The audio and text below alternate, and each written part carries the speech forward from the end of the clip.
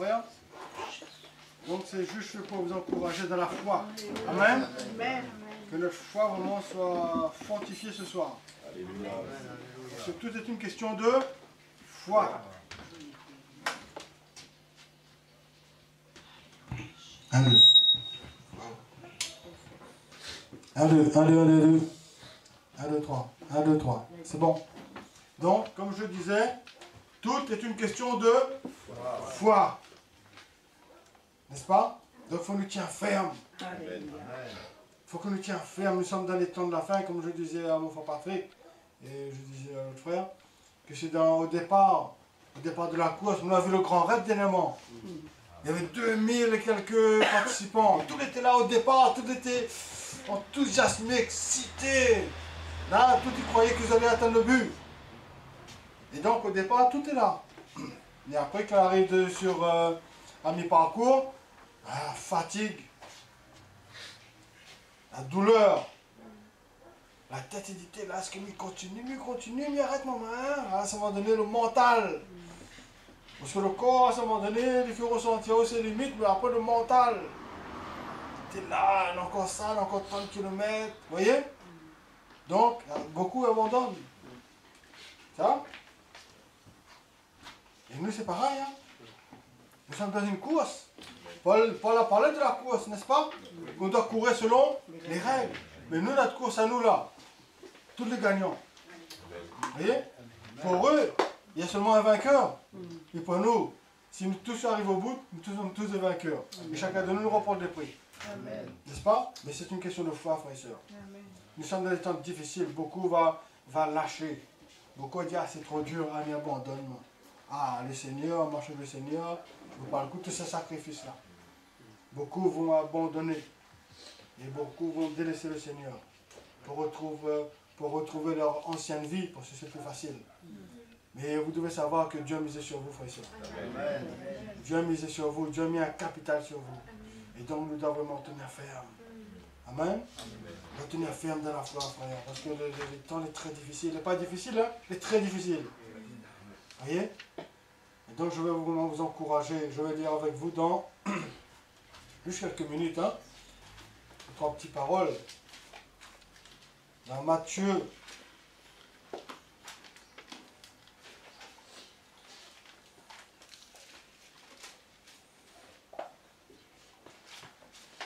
On va lire dans Matthieu le chapitre encore là.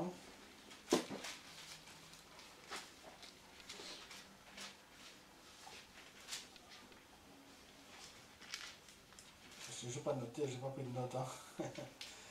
Donc c'est juste là pour vous encourager. Donc Matthieu chapitre 21, le verset 18.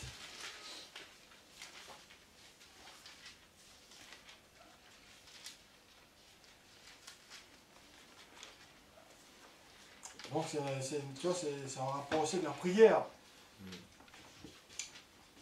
Le matin, en retournant à la ville, Jésus eut faim.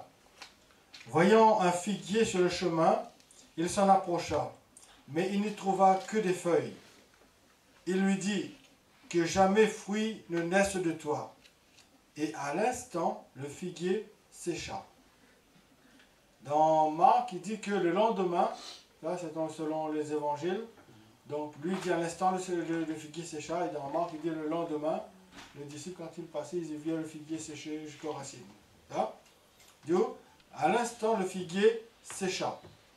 Les disciples qui virent cela furent étonnés et dirent, comment ce figuier est-il devenu sec en un instant?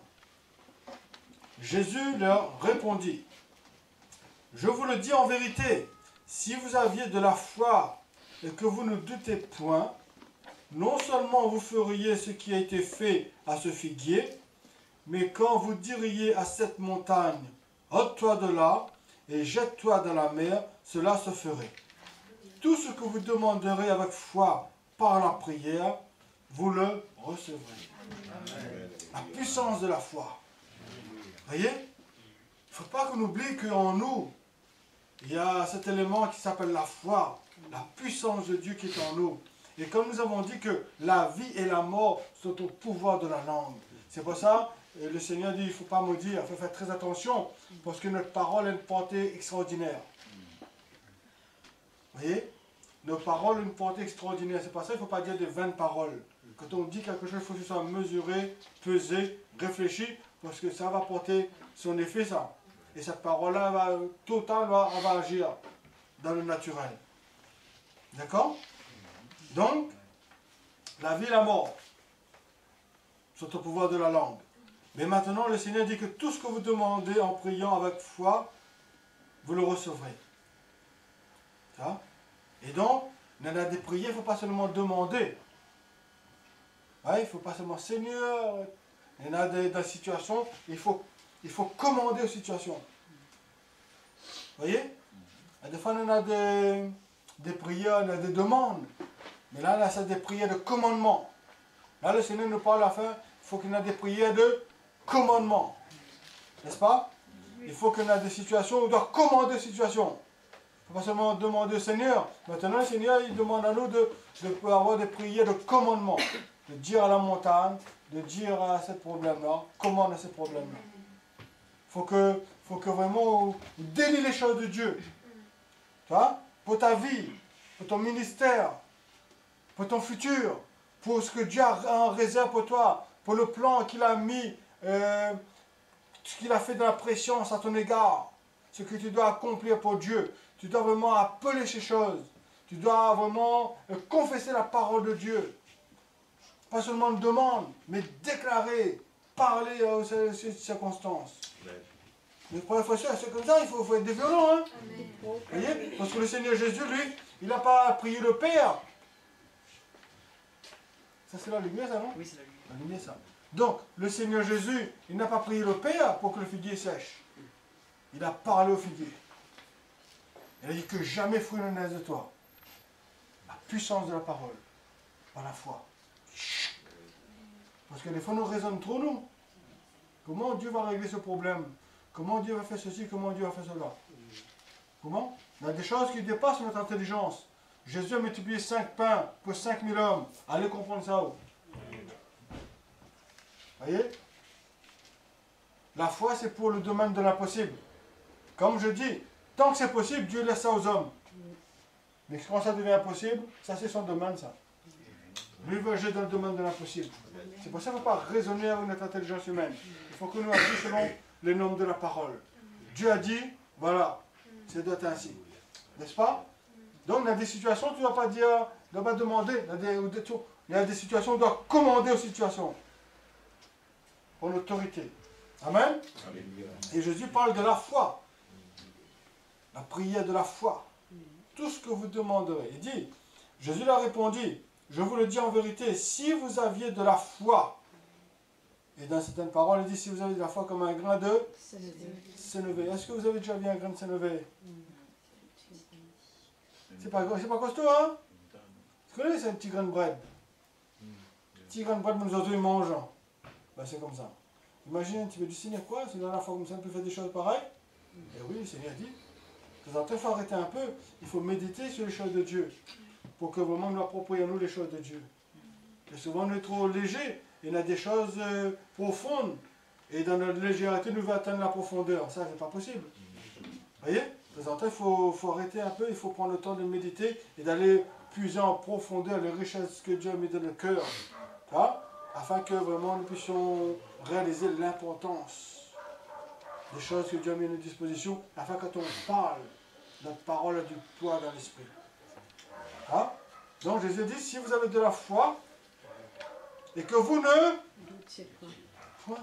Quand vous priez, vous priez, oui, mais peut-être que le Seigneur va agir, mais pas sûr. Ben oui, ben, si vous voulez, comme ça, l'apôtre Jacques a dit, quelqu'un qui est inconstant dans ses voies est comme les vagues de la mer. Vous connaissez les vagues de la mer, comment il est?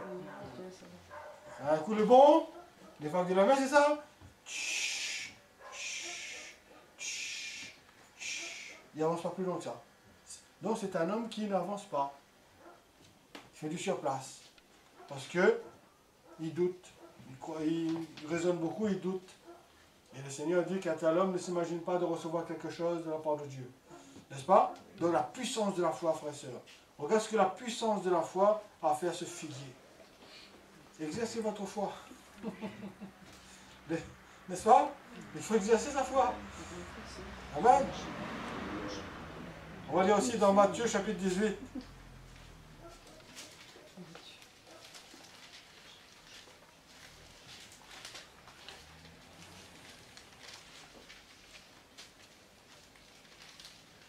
Verset 18.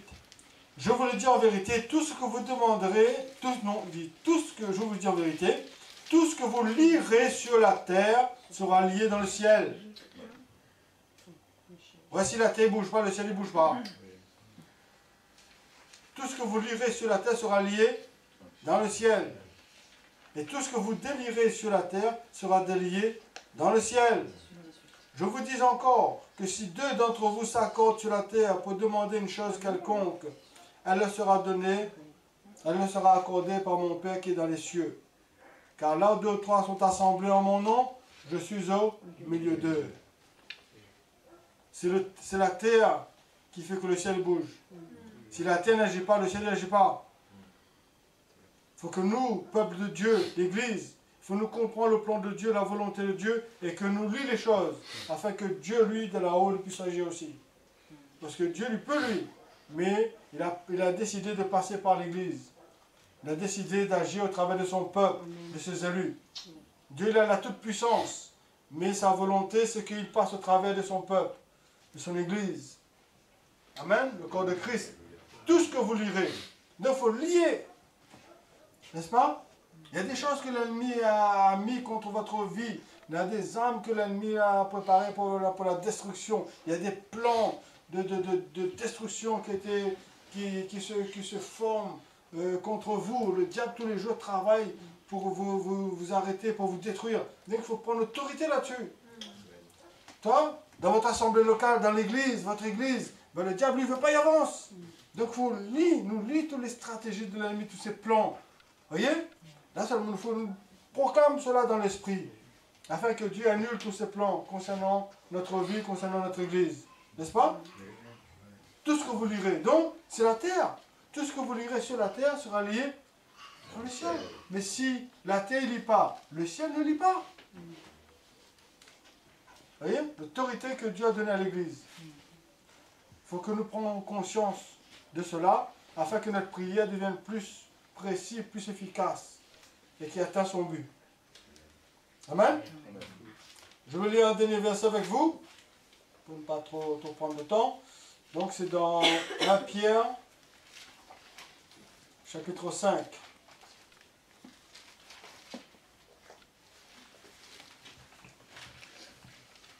Ce soir, vraiment, nous soyons encouragés et fortifiés dans la foi. Bon, 1 Pierre, chapitre 5.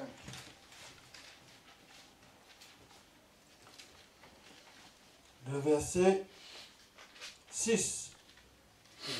Humiliez-vous donc sous la puissante main de Dieu afin qu'il vous élève au temps convenable. Et déchargez-vous sur lui de tous vos soucis, car lui-même prend soin de vous. Soyez sobres, veillez. Votre adversaire le diable rôde comme un lion rougissant, cherchant qui il dévorera. Résistez-lui avec une foi ferme, sachant que les mêmes souffrances sont imposées à vos frères dans le monde. N'est-ce pas? Résistez-lui avec une foi ferme, frères et sœurs. Voyez, arrête de prendre de soucis sur nous. Arrête de prendre notre fardeau nous-mêmes. Et arrête d'essayer de régler le problème pour nous-mêmes. Ce ne sera pas évident. Arrête de prendre des soucis, des inquiétudes. Les soucis, les inquiétudes, pas bon ça. La Bible dit que l'inquiétude dans le cœur de l'homme là-bas, les inquiétudes, les soucis, les anxiétés, le manger, du boire, comme nous serons vêtus demain, de comment nous allons vivre, tout ça, ils mettent à nous à terre. Ils empêchent à nous, c'est ça, il y a mal le doute. Nous commençons à poser à nous des questions là-dessus. Mais le Seigneur ne dit pas ça lui. Nous devons agir selon les principes de la parole. Le Seigneur ne dit pas qu'il faut vivre dans le souci. Le Seigneur dit ne vous inquiétez de rien. Une seule chose est importante, le royaume des cieux et sa justice. Et là, la parole de Dieu, au travers de la bouche de votre pied, nous dit déchargez-vous. Si ce soir vous avez des soucis, n'est-ce pas? Si vous avez des fardeaux, dépose au pied du Seigneur. Et la paix de Dieu, là, elle doit remplir notre cœur. Amen. C'est important, ça, frère et soeur. Il faut qu'on apprenne à décharger sur le Seigneur. Il faut veiller aussi, il faut veiller. Il faut être vigilant. Parce que nous avons un ennemi qui est en train de tourner là, autour de nous. La parole de Dieu dit que résiste-lui avec une foi ferme, sachant que les mêmes souffrances. Il y a des souffrances, frères et sœurs. Ça fait partie de notre lot, ça. Les chrétiens qui ne veulent pas souffrir, ils sont disqualifiés d'avance. Parce qu'on doit passer par ces souffrances. C'est l'épreuve, c'est la fournaise, c'est le test, c'est le soleil qui se lève pour éprouver, pour voir si nos racines sont profondes avec le Seigneur. Si on a bien bâti notre maison. C'est normal. Donc on doit être ferme. Amen. Et là, je termine avec ce verset dit, le verset 10, « Le Dieu de toute grâce, qui vous a appelé en Jésus-Christ à sa gloire éternelle, après que vous aurez souffert un peu de temps, vous perfectionnera lui-même. » Voyez? Après que vous aurez souffert un peu de temps, vous perfectionnera lui-même. Ce n'est pas Joe, ce n'est pas le pasteur l'ancien, c'est Dieu lui-même qui va vous perfectionner. Il vous affermira, vous fortifiera. Est-ce que ce soir, vous êtes fortifié dans le Seigneur ce soir? Est-ce que ce soir, vous sentez que le Seigneur est en train de vous fortifier dans l'esprit? Sa présence est là. Parce que 2 ou 3 sont assemblés en mon nom, je suis au milieu d'eux. Est-ce que vous saisissez cette présence de Dieu ce soir par la foi? Il vous fortifiera, vous rendra inébranlable. À lui soit la puissance au siècle des siècles. Amen. Voyez, notre Dieu, il ne nous abandonne pas. Voyez? Après que vous aurez souffert un peu de temps, c'est Dieu qui va s'occuper de nous personnellement. Voyez? C'est pour ça qu'il faut tenir ferme. Il dit, Seigneur, il faut s'accrocher à la parole de Dieu. Il faut s'accrocher aux promesses de Dieu. Il a dit, il le fera. Notre Dieu est un Dieu fidèle. Peu importe, il y a des choses qui nous arrivent, on ne comprend pas, mais Dieu est en contrôle de toutes choses.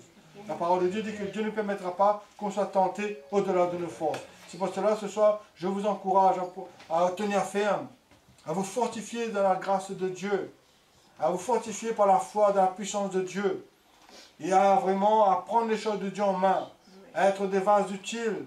Et vous devez savoir, vous devez chercher ce que vous pouvez faire pour le Seigneur, ce que vous devez faire pour le Seigneur, pour perfectionner l'Église, pour encourager l'Église, pour encourager les frères et sœurs, pour encourager ceux qui vont venir au milieu de nous, que le Seigneur enverra, qu'on va prendre soin. Parce que si nous sommes fatigués, comment on va prendre soin des autres qui vont venir?